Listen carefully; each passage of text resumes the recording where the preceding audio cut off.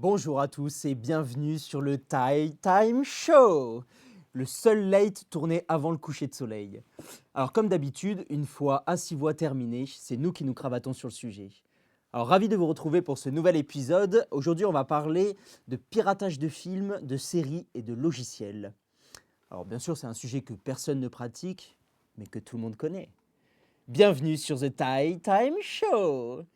Aujourd'hui, j'ai l'honneur de vous présenter un expert en informatique. Veuillez accueillir notre timide génie, Antoine.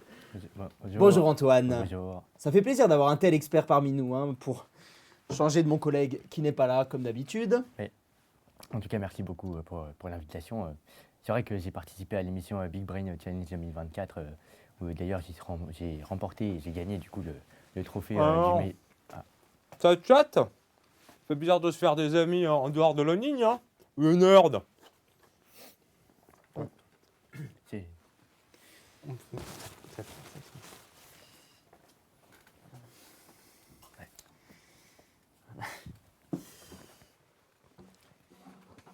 Alors, voilà. Bon, ben, maintenant que on est au complet, hein, on peut commencer l'interview. Alors, fais-nous un petit portrait de toi, Antoine. mais bien sûr. Alors moi, je suis un homme très courageux. Je travaille très dur de mes trois passions, enfin de mes trois professions, pardon. Qui sont? Eh ben, tout simplement modérateur Discord, modérateur Twitch et modérateur YouTube également. Et accessoirement, à côté de ça, je crée aussi des sites internet grâce à mes compétences aguerries en codage. Et enfin, je scan trade également des mangas japonais pour mes voisins anglophones. Ok, bon, parlons directement de ce qui se rapproche le plus d'une vraie activité, d'un vrai métier. Donc tu sais un peu, tu connais un peu le codage.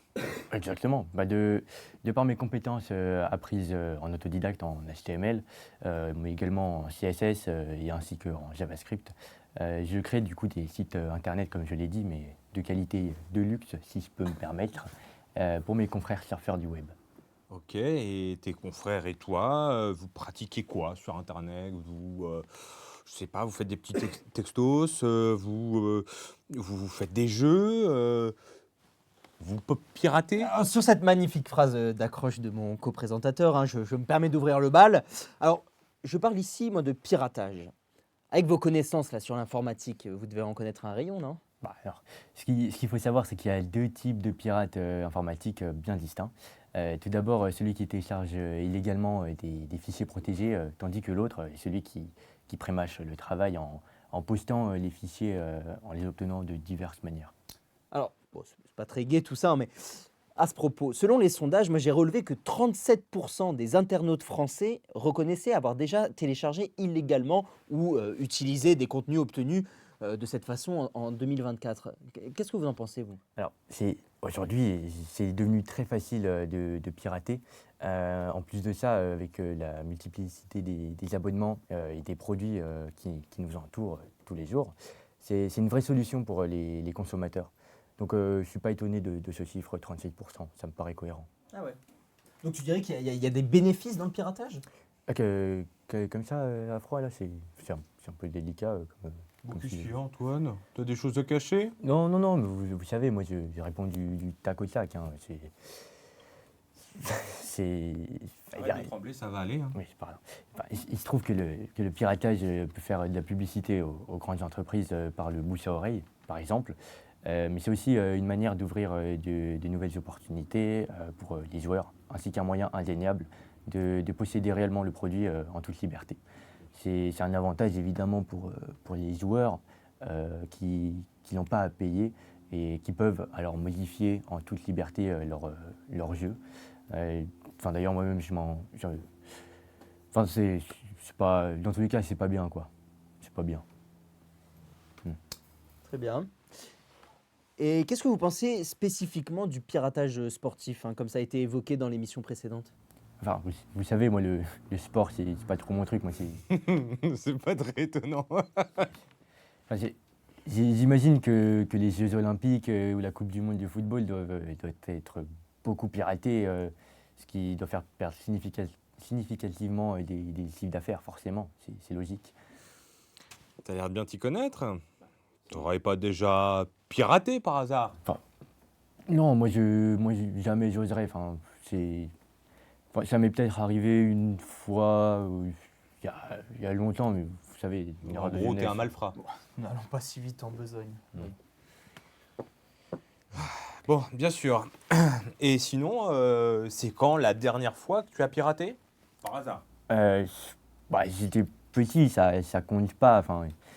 C'est genre 7 8 ans peut-être, je dirais. Enfin, à l'époque, je pouvais pas dire que j'étais un grand génie du piratage, hein. Je me débrouillais pas mal, quoi. 700 octets d'animés à l'époque, c'est pas grand-chose, quoi. Ouais, je prends note, je prends note. Alors je vois, bon, passons les souvenirs d'enfance, hein. Là, on parle vraiment d'un sujet d'adulte. Hypothétiquement, comment faudrait-il faire pour déverrouiller un téléphone de force, hein? T'es au taquet, toi, aujourd'hui. J'aurais pas mieux dit. Bon, c'est écrit dans nos notes, hein. Hein? Sur notre fiche, hein. Ah ouais, bah, je retire ce que j'ai dit, alors. Pardon. Alors, pour répondre à votre question, c'est trop fois rien. Il faut rentrer d'abord dans le BIOS de l'appareil portatif, avec une manipulation un petit peu technique, je ne vous le cache pas, hein. Mais je peux vous montrer un petit tour de magie informatique dans ce cas, si vous permettez que je emprunte votre téléphone pour vous montrer, Ah, il te regarde, toi, hein, je m'en occupe pas, moi. Ah non, tu gères. si vous voulez. Je vous fais confiance, Antoine, hein. Mais bien sûr, bien sûr, bien sûr.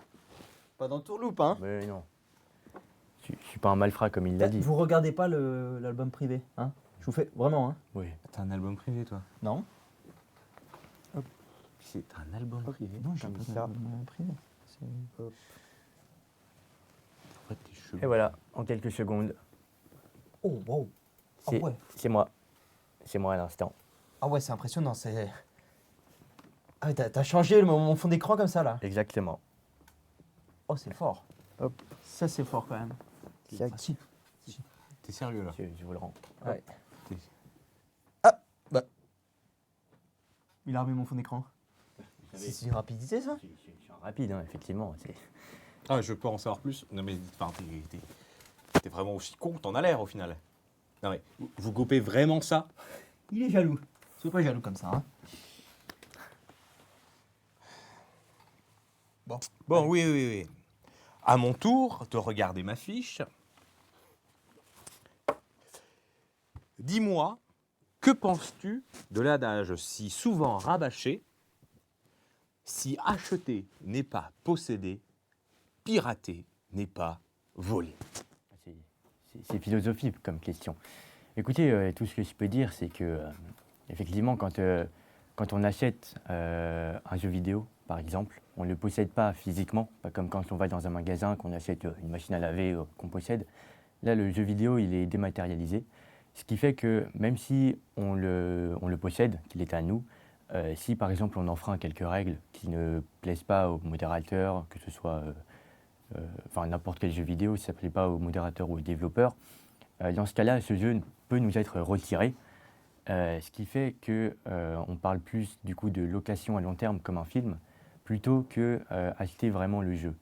Il y a eu une polémique il y a quelques années sur le jeu Call of Duty. Le jeu? Call of Duty. Duty, exactement. Où plusieurs joueurs avaient acheté un skin in-game, ce qui fait qu'ils avaient un nouveau personnage. Et peu de temps après, les studios Ubisoft ont décidé de retirer ces skins. Ce qui fait que les joueurs les avaient achetés, mais ils se sont retrouvés sans ces skins, même si, ils n'ont pas commis d'actes qui enfreignent les règles. Oui, et puis tout le monde sait que Call of Duty est fait par Ubisoft. Exactement. Ok, et sinon justement par rapport aussi, parce que vous parlez beaucoup de dématérialisé, comme tous les gens qui ont l'habitude de pirater, mais pour ce qui est des boîtes, de la boîte de jeu en lui-même avec le CD dedans, comme ça venait à notre époque. Comme par exemple la PlayStation 4, 5 ou d'autres modèles comme la Xbox, effectivement, on possède le jeu. Après, dans tous les cas, c'est relié sur des serveurs. Donc, quand on joue en ligne, dans tous les cas, si on enfreint les règles, qu'on utilise des codes de triche ou des trucs comme ça, on peut se retrouver bloqué. Donc, c'est-à-dire que les serveurs nous sont fermés. Par contre, comme on possède le jeu, on peut toujours jouer, mais en local. Ce qui fait qu'on ne pourra pas jouer avec d'autres joueurs. Si on nommait le scandale qu'il y a eu justement il n'y a pas longtemps, justement avec Ubisoft, avec toute la problématique des jeux qui meurent et du fait qu'effectivement, sans la boîte, sans le DVD, les nouveaux jeux maintenant ne sont que, en fait, les boîtes, pardon, aujourd'hui, ne sont que des clés qui donnent accès aux jeux. Et donc finalement, même quand on achète un CD, on n'a pas le jeu, on a simplement une clé qui permet d'y accéder. Donc on loue encore plus le jeu, c'est juste qu'au lieu d'avoir la clé numérique, on a la clé physique. Donc, ce qui rend toujours la chose la plus toujours problématique. Ce qui est quelque chose qui est moins problématique quand on pirate ces jeux depuis plein de plateformes plus ou moins légales, de plus ou moins de pays d'Asie, donc je ne nommerai pas, hein, à bon entendeur, et qui font le plaisir des pirates gentils, comme vous aimez les appeler, parce que vous êtes un pirate gentil. gentil. Exactement. Et vous, à titre personnel, entre nous, les jeux, vous les achetez? Alors oui, moi tous les jeux, je les achète tout simplement parce que le fait de pirater, c'est sympa, mais ça ne nous permet pas de pouvoir jouer avec d'autres gens. C'est sympa dans le sens où c'est plus facile d'accès, on n'est pas obligé de débourser la carte bancaire. Après, comme j'aime le dire, tout travail mérite salaire, ce qui fait que quand je considère un jeu comme un chef-d'œuvre, une œuvre d'art, je me dois de me remercier le développeur en achetant le jeu. Ça me paraît logique. Donc là, vous êtes en train de dire que tous les petits développeurs qui ont peu de moyens et qui ont du mal à s'en sortir, finalement, vous les piratez parce que les jeux sont souvent pas ouf. Pas du tout, au contraire. Les jeux indés, généralement, sont des plus grands chefs-d'œuvre que les grands jeux comme les AAA ou des trucs comme ça. C'est pas pareil. Moi, je préfère jouer à un beau jeu indé plutôt qu'à un jeu que je vais acheter 70 € sur Epic Game Store. Oui, que vous allez acheter à 70 Exactement, €. Exactement, acheter. Ouais, bon, vous ne ferez pas changer d'avis, je sais de quel côté vous balancez vraiment. Bon, alors c'est tout de même un débat plus complexe qu'il n'y paraît à première vue. Alors, une question que tout le monde se pose quand même, c'est comment les pirates font pour craquer les médias? Alors, ça dépend des médias, mais encore une fois, c'est 3 fois rien. Tu vas sur le bon site, tu chopes le lien tu chopes le lien du torrent pour download le fichier en .mkv, et puis après, c'est terminé, quoi. C'est un peu comme Yamalcha face au Seiban qui s'est fait nodif au chapitre 214, si je ne dis pas de bêtises. Oh, l'odeur du gars. Tu prends des douches parfois? C'est une obligation pour moi, parce que l'hygiène, ça me permet d'optimiser ma concentration, notamment quand je joue des parties en ranked à Valorant ou à League of Legends. Je peux pas me permettre, en tant que joueur pro, de gâcher ma concentration à cause de mon odeur corporelle. Ah ouais, effectivement, le premier degré, c'est pas qu'une température, d'accord. Et sinon, ouais, ce petit problème d'élocution, on a un projet de le régler ou pas? Alors, c'est marrant parce que j'y travaille beaucoup dessus, parce que ça me permet ça permet de perfectionner du coup mes calls avec tous mes mates quand je joue notamment à Valorant ou à League of Legends, comme je l'ai dit, parce que j'ai un peu de mal à me faire comprendre des fois. Ouais, et puis communiquer, c'est important. Mm. Et communiquer avec les femmes, je suppose que toi, ça te... J'ai pas besoin de cette distraction. Je demande à mes mates de répondre aux messages pour moi, et puis après, vous savez, comme j'aime le dire, un coach ne joue pas. Hein. Voilà, tu vas faire fuir notre avis. On respecte les experts quand même. Eh ben écoute, si t'adores toi dans cet expert, je te propose que tu lances le quiz. It's nerding time. Alors, on va te poser 10 questions. Une question sur 2 à choix multiples et les autres sont des questions ouvertes. Alors, sans perdre une minute de plus, commençons le quiz. Première question. Combien coûte une RAM DDR5 32 Go actuellement en 2026? Environ 400, 200, 500 ou bien 300 € en moyenne? Alors, c'est très simple. Avec l'augmentation significative et catastrophique du prix de la RAM récemment à cause de Nvidia qui s'est tournée vers l'intelligence artificielle, la RAM, ça coûte vraiment trop cher en ce moment. C'est genre, je dirais 400 € la DDR5 de 32 Go, comme vous m'avez dit, en particulier la marque Corsair, du coup. C'est une bonne réponse. Et en parlant de Corsair, de piraterie, j'aurais une petite question en plus. Si j'évoque le terme The Pirate Bay, Fit Girl, Repack. Laisse-le répondre. Attends, j'ai pas fini. Il y en a un des deux que tu préfères peut-être? Et ce Pirate Bay, comme son nom l'indique, que c'est un site pour les méchants pirates, ce que je ne suis pas du tout. Et Fit Girl Repack, son nom ne l'indique pas du tout, mais c'est un site qui permet de craquer des jeux vidéo. Que tu ne fais pas. Non, Tu non, ne le fais moi, pas, ça. Moi j'achète, comme j'ai dit, je débourse pour remercier le développeur. Eh ben écoute, c'est plutôt un sans faute pour quelqu'un qui ne veut pas. Hein? Prochaine Tu connais question. bien? Quelle est ta filière préférée à l'ESSEC?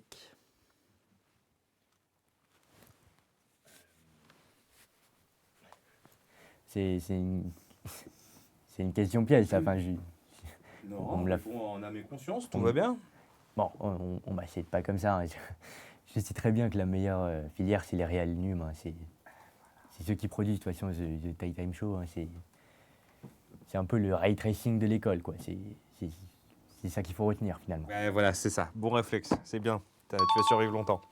Dis-moi maintenant, c'est quoi le langage de haut niveau en informatique? T'en connais bien. C'est tellement, ça j'ai appris dans l'embryon de ma mère quand j'étais tout petit. Enfin, quand j'étais pas né, bref. Ce sont du coup des langages proches de l'ordinateur, comme Python, JavaScript. Vous connaissez JavaScript? Il gère, c'est bon, je connais. Pour en revenir au fait, là, hein, nos locaux sont dans une école de cinéma. Alors, tu vas me dire le nom du super ordinateur dans le film Alien. Est-ce T800, Mother, HAL ou USCC? Vous parlez bien de Alien, le 8e passager, par le réalisateur Contente-toi Ridley de Scott. répondre à sa question. D'accord. C'est évidemment Mother, hein. Cependant, il est plutôt appelé MU/TH/UR. Ok. On voit que ouais, tu l'as vu plein de fois, tu connais bien le film, c'est bien. Ton film, quand tu l'as téléchargé, est-ce qu'il était, par exemple, un pur hasard, en format .mkv? Tu sais ce que c'est le .mkv? C'est évident, le point MKV, c'est tous les films craqués, par exemple. Mais enfin, pas les miens, hein, parce que moi, je regarde au cinéma ou en Blu-ray. Donc, j'ai Ouais, acheté- bon, alors dans ce cas, restons dans le cinéma. Dans le film Matrix, dans quel langage sont écrites les premières lignes de code qui apparaissent? Alors, c'est une question intéressante, heureusement. J'ai bien fait mes devoirs, hein. C'est bien sûr Perl. C'était très utilisé dans les années 90. D'ailleurs, est-ce que vous saviez que... Non, on veut pas savoir, on s'en tape. C'est quoi le torrent et comment ça marche? Alors, le torrent, c'est très simple, hein. C'est une façon de télécharger un fichier en le récupérant depuis plusieurs personnes en même temps et dans le monde, au lieu d'un seul site. Avec un certain logiciel, le bon ordinateur prend des petits morceaux un peu de partout chez différents utilisateurs, tout en partageant aussi ce qu'il a déjà. D'accord, et avec quel logiciel? Et tout simplement avec QBTorrent, évidemment. J'en avais besoin pour partager des modes Minecraft sur Internet, sur mon Discord, parce que vous savez, c'est mon deuxième travail de... Heureusement, hein, ce que notre cher ami nous explique, hein, avec Torrent est tout à fait légal, hein. C'est uniquement télécharger des fichiers protégés sans autorisation, hein, qui est interdit dans d'autres pays, mais également en France, hein, entre autres. Exactement. Moi, je suis sage comme une image. Un carré, il n'y a pas de souci à se faire, hein, parce Ouais, que c'est tout à fait ce que dit ton historique, Antoine. il y a un historique QBTorrent. J'efface toujours mes historiques. Ça n'a pas d'importance. Alors, question suivante. Et celle-ci, elle est compliquée, hein. Quel modèle de Gundam apparaît dans la scène de combat de Ready Player One? Vous êtes sérieux là? Compliqué. Vous me prenez pourquoi pour un débutant? C'est quand même un grand génie, hein. J'ai même pas utilisé, allez, 10% de ma puissance, hein. Bon, on parle ici du magnifique modèle RX2 Breaker Gundam à 2 têtes. Ouais, allez, on s'en fout d'autres trucs de gosse. Sinon, est-ce qu'on risque d'aller en prison quand on télécharge un film ou un jeu vidéo? Et la question aussi qui me taraude, pour toi qui malgré tout est un gentil pirate, est-ce que par hasard, tu aurais reçu une, deux, voire trois lettres de l'Arcom dernièrement? Alors, évidemment, on peut toujours aller en prison à cause de mauvaises actions. Mais enfin, moi, il n'y a pas de raison, hein. J'ai rien fait de mal. Je ne sais même pas ce que c'est l'Arcom, hein. De toute Enfin, de toute façon, vous n'avez pas de preuves. Oui. Bah, jusqu'à 3 ans de prison. Hein. Et 300 000 euros d'amende, hein, si c'est fait à grande échelle ou pour tirer profit, un profit commercial, bien sûr. Ok, par simple curiosité, c'est au bout de combien d'argent gagné qu'on est susceptible d'aller en prison ou d'être condamné? Je sais pas. À 300 000. Peut-être poser la question. C'est... Ouais. Mon gaillard, tu as largement dépassé les chiffres. Comment ça? 1700 téraoctets de films piratés. Tu es un vrai cinéphile, dis-moi. N'est-ce pas, Dark Lord Prince Kira 83? C'est vrai. C'est moi qui ira. Alors, c'était un guet-apens depuis le début, vous le saviez tous. Tous. C'est ça. Vous m'avez trahi, comme Rainer et Berthold dans la saison 6, dans l'épisode 6 de la saison 2 de l'Attaque des Titans. Eh ouais. Et j'en suis pas peu fier. Hein. Ah ouais, et moi je suis Saitama aussi. Allez, bon, t'es pas un génie au final. C'est impossible. Mon cul dépasse largement vos deux âges réunis. Oh, on n'est pas si vieux là. Hein. Je suis le plus grand génie que cette terre ait connu. Ouais, c'est ça, on t'écoute. Hein. Je suis Continue. Dark Lord Kira 83. Oui, c'est ça, Bien c'est sûr. ça, c'est ça. Ça lui fait quoi une soixantaine de cuits, non? C'est pas beaucoup plus que toi. Heureusement que je suis là pour gérer le show. Et voici qui conclut ce show mouvementé. On se donne rendez-vous comme d'habitude pour la prochaine émission après À 6 voix. À la prochaine. T'es quand même vachement fort hein, avec le Gundam et tout. Ah bah ouais, bah tu sais, c'est deux trois réflexes, tu vois, j'ai discuté pas mal avec les jeunes, enfin bon. Bah bon, ça montre que hein, c'est pas parce que t'as 2-3 compétences en pop culture que finalement C'est vraiment ce que c'est. t'as...